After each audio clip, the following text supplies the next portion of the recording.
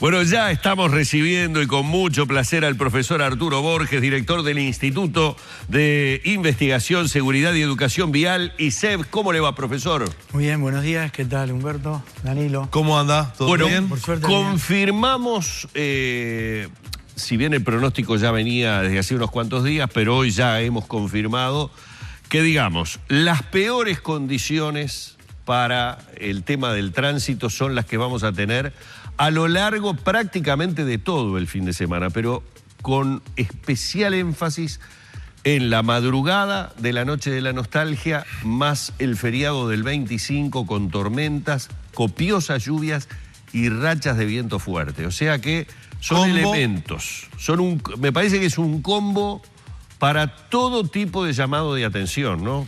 Totalmente, y además un convidado de piedra que es el alcohol, la ingesta, ¿verdad? Porque este festejo que vamos a tener y este fin de semana largo, evidentemente siempre se va a asociar a una ingesta de alcohol que muchas veces trae graves consecuencias para aquellos que salen a conducir. Más el tema de este aspecto climático que no va a dar muchas garantías, excepto que tengamos una actitud positiva para enfrentar esa situación. Quizás al ser el fin de semana un poco más largo, nos dé la oportunidad de reponernos de la fiesta, descansar, salir de otra manera, ¿verdad? Que no al otro día exponernos al riesgo que hay.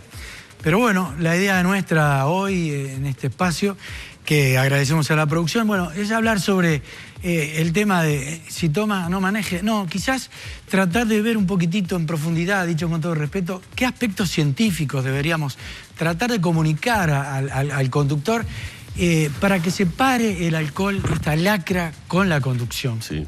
Y esto a veces es complicado, ¿verdad? Porque el conductor, sobre todo, juega en contra del conductor experimentado, que ha tenido esa experiencia de beber, pero no se produjo el accidente.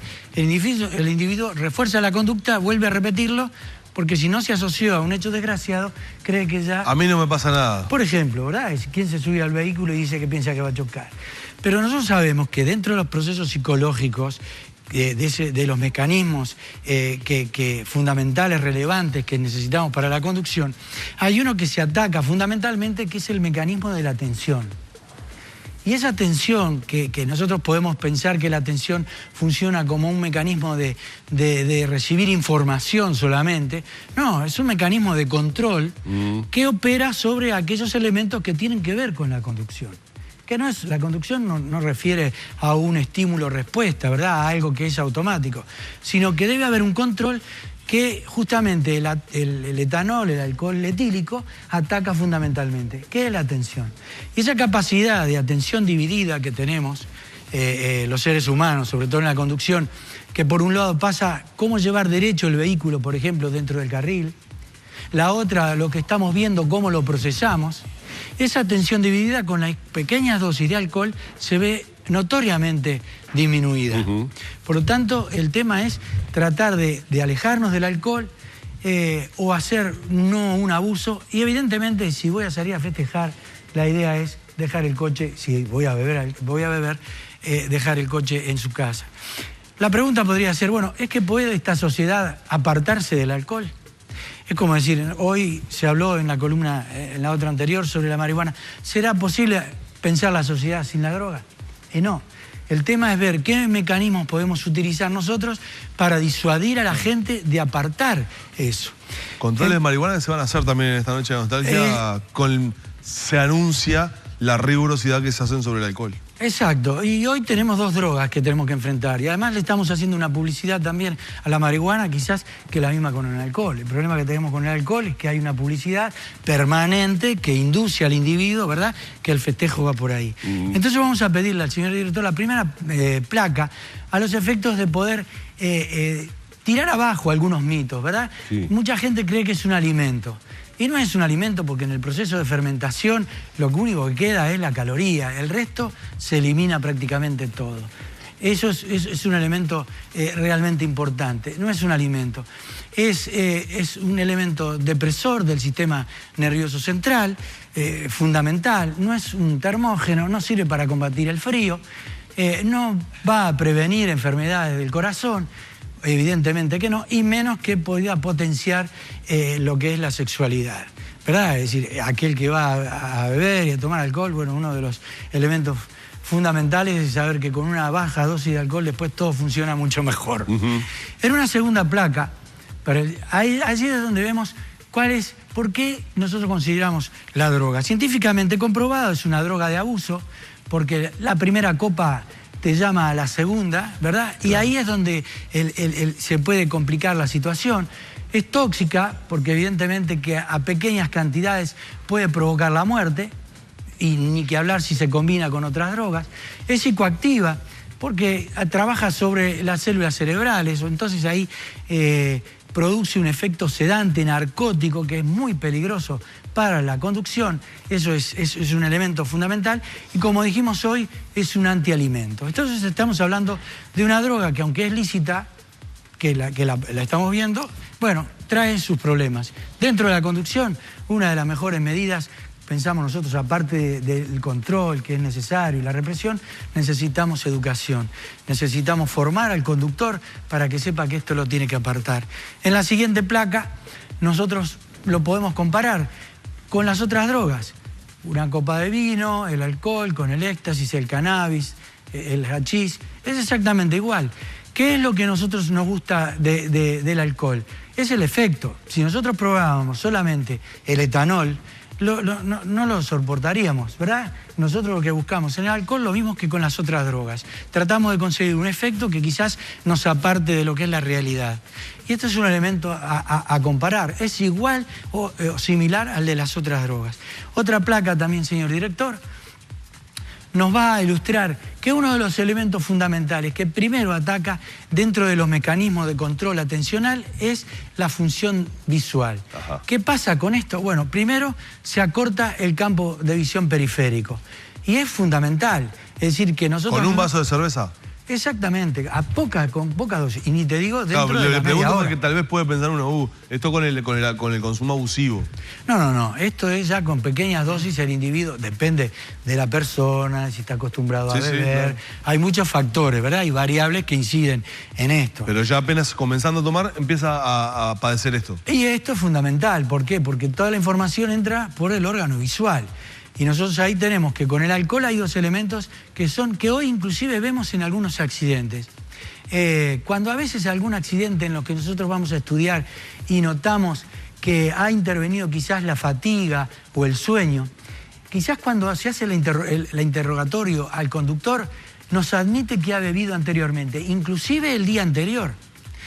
Por lo tanto, el etanol no solamente incide inmediatamente de haberse ingerido la bebida, sino que al otro día la fatiga en aquellos procesos, por ejemplo, de los profesionales que manejan muchas horas, claro, incide rápidamente en lo que es fundamental para manejar, que es el sentido de alerta y el de la vigilia. Son fundamentales. Tanto el cansancio y la fatiga aparecen, la somnolencia, aparecen mucho más rápidamente.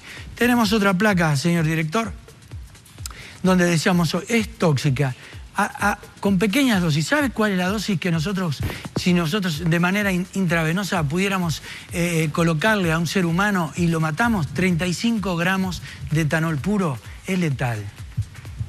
Sin embargo, cuando nosotros lo bebemos, y tenemos placa donde mostramos lo que es la verdad en una copa de vino o una copa de whisky, nosotros podemos establecer, por ejemplo, que dentro de una copa de vino tenemos entre un 10 y un 13% de etanol puro. Pero mezclado con el agua, nosotros lo soportamos, y la deshidrogenasa, que es la enzima que va a tratar de metabolizar el alcohol, acá tiene un trabajo fenomenal. Y en el caso de bebidas con mayor tenor alcohólico, por ejemplo, en el caso del whisky, bueno, en el whisky podemos llegar a tener 43%, ese porcentaje es el porcentaje de etanol puro en un vaso de whisky, en una copa de whisky. Fíjense ustedes, si esto nosotros con 35 gramos eliminamos a un individuo, lo que ingerimos quizás con 2 o 3 whiskies llega a ser prácticamente igual. Pero como está diluido en agua, el organismo lo soporta. Pero no hay una sola célula del organismo que no se vea afectado cuando nosotros ingerimos alcohol. Es una droga psicoactiva, trabaja, como dijimos hoy, sobre las células cerebrales y modifica algunos de los elementos como el comportamiento, el humor, ¿verdad?, la fatiga, la percepción del riesgo, la memoria. Otro de los elementos, la coordinación visomotora.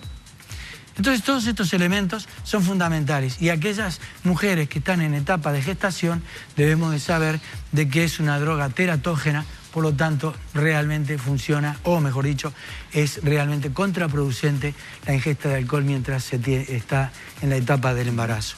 Por lo tanto, como consejo, decir, bueno, vamos a salir a conducir. En el caso de la fiesta de la noche de la nostalgia, y bueno, por lo general lo que vamos a ir es a buscar el ídolo que en aquellas épocas nosotros creíamos que éramos. Bueno, el ídolo hoy va a ser cuando entres a tu casa, abras la puerta y vayas llegado sano y salvo y no complicaste ni a propios ni a extraídos. UNACEB, el Ministerio de Salud Pública, presentaron hace pocos días, bueno, en el lanzamiento y en el marco de la campaña por la prevención para la noche de nostalgia, una medida que se va a instrumentar en poco tiempo que tiene que ver con los espirómetros en las farmacias. Que se pueda hacer experimentalidades en farmacias. Esto sobre todo para el día después, ¿no? Por esa resaca que a uno le puede quedar después de una noche y si no condujo esa noche, se levanta al día siguiente, tiene que ir a trabajar, a hacer alguna cosa y dice, ¿me quedará alcohol a ver en si me sangre quedó algo o no?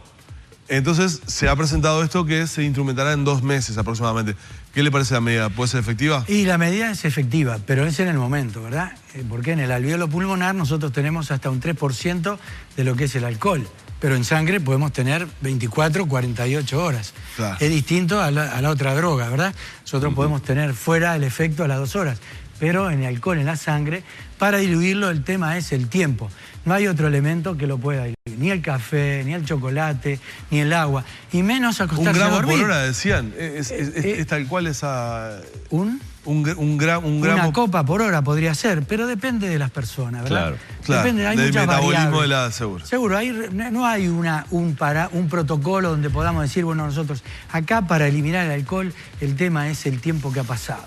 No hay otra, no existe otra posibilidad que eso. A veces uno dice, bueno, me tomé una copa, 2, 3, Bien. ahora me acuesto a dormir y se me pasa. No, cuando uno se acuesta a dormir, la metabolización del alcohol en la sangre se enlentece, por lo tanto podemos permanecer todavía con una dosis en sangre, que es lo más importante. La espirometría va a decir una cosa, quizás diga 0, pero cuando uno tiene o percibe ese malestar, eso es alcohol en sangre. Y Claro. te puede durar 1 o 2 días de acuerdo a lo que hayas ingerido y al tenor de la bebida. ¿Qué es lo que hay que hacer? Lo mejor, ejercicio, porque se elimina a través de la sudoración, la orina. Agua. Como lo que uno ingiere es caloría, el tema es tratar de eliminarlo de esa otra manera. Profesor, muchísimas gracias. Ojalá que nos reencontremos sin complicaciones para la noche de la nostalgia. Y sí, con todo gusto. Y lo que usted ha dicho, inclusive, la vuelta, ese andar en las rutas hoy con las lluvias, muchísimo cuidado, bajar la velocidad, estar descansado y estar muy atento que las condiciones climáticas no van a favorecer el tránsito muy rápido en nuestras carreteras. Cerramos por aquí un nuevo encuentro con el profesor Arturo Borges.